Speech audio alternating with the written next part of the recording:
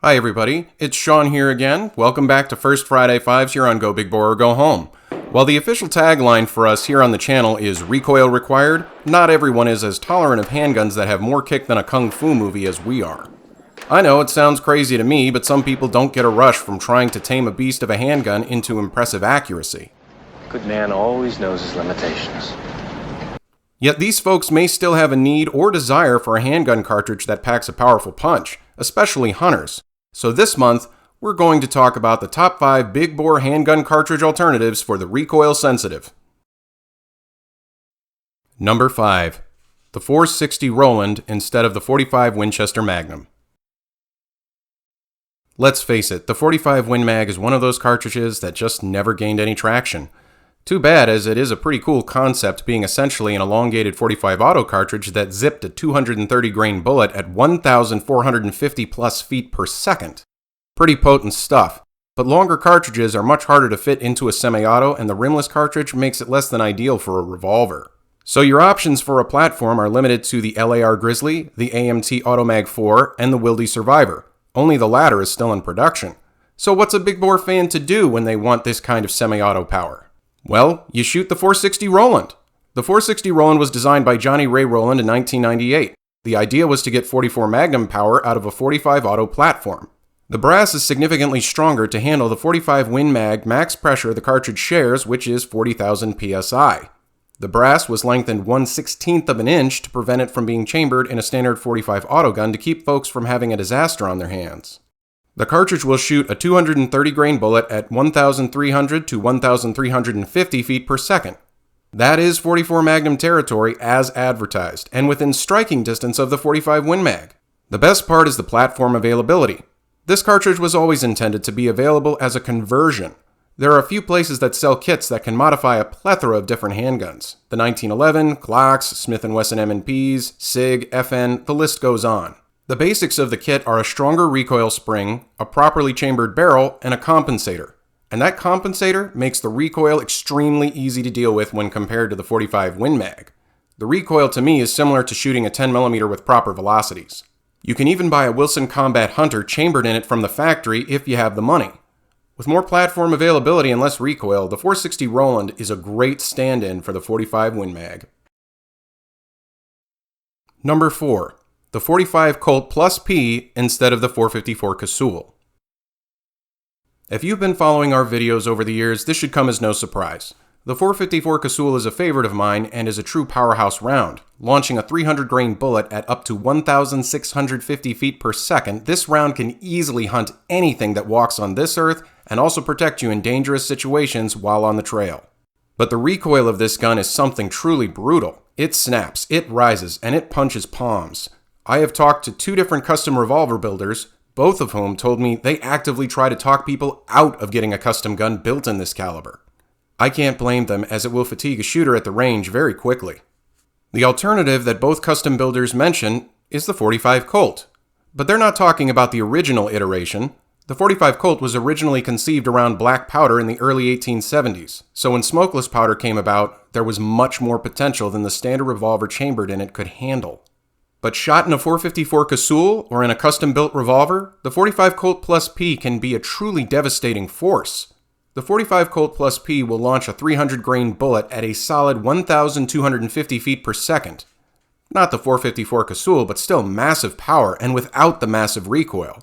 And when pushed to the limit, the 45 Colt P from Underwood and Buffalo Bore can launch a 325 grain bullet at 1,325 feet per second. That's some heat.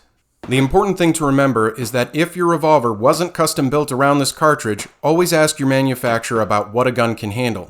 You do not want to damage your firearm, or even worse, yourself. But when it comes to having a strong 45 caliber revolver that doesn't beat you up like a loan shark, the 45 Colt P will be a great alternative to the 454 Casull. Number 3. The 480 Ruger instead of the 475 Linebaugh. There's no question that when it comes to hunting and defense against large, dangerous animals, the 475 Linebaugh is simply one of the best. Designed in 1988 by John Linebaugh by cutting down 4570 brass, the 475 Linebaugh was initially going to replace the 500 Linebaugh when the 500's parent brass dried up. Thankfully for us big bore bros, that never happened. Still, Mr. Linebaugh got this cartridge perfect, having the ability to send a 425 grain bullet downrange at an impressive game-felling 1,325 feet per second. There is nothing it can't stop, and no shooter it won't beat up after a day at the range. It's not as bad as the 454 Casull, but it's very close. Enter Ruger and Hornady. The two companies wanted to provide a cartridge that would be a significant power increase over the 44 Magnum, but without the 454 Casull's abusive recoil. They knew that by loading the 475 Linebaugh lighter, it would produce a much more livable recoil experience. They shortened the case, lowered the max pressure slightly, and the 480 Ruger was born. The 480 Ruger will shoot a 410 grain bullet at a strong 1,200 feet per second. There aren't many game animals that can contend with this. It also has a much more livable recoil. Seriously, it's a big push and some rise, but not snappy or super intense. Much better than the 475 Linebaugh and the 454 Casull. But be warned, it's not a light recoil. Lighter recoil, not non-existent. There are also a lot of available platforms for you to choose from. Any revolver chambered in 475 Linebaugh will chamber this round, meaning custom builds, the Freedom Arms 83, and the Magnum Research BFR. Ruger also makes the Super Redhawk and the Super Blackhawk Bisley chambered in 480 Ruger at the time this video is being posted. With lots of options and strong power, the 480 Ruger is a great option when the 475 Linebaugh is just too much to handle. Number 2. The 500 JRH instead of the 500 Smith & Wesson Magnum. The 500 Smith & Wesson Magnum is unquestionably the power king at the time of this video, shooting a 440 grain bullet at a staggering 1,625 feet per second and a 400 grain bullet at 1,800 feet per second. But with massive power comes massive responsibility. No. With massive power comes massive recoil. This cartridge is usually found in a very heavy revolver with a muzzle brake.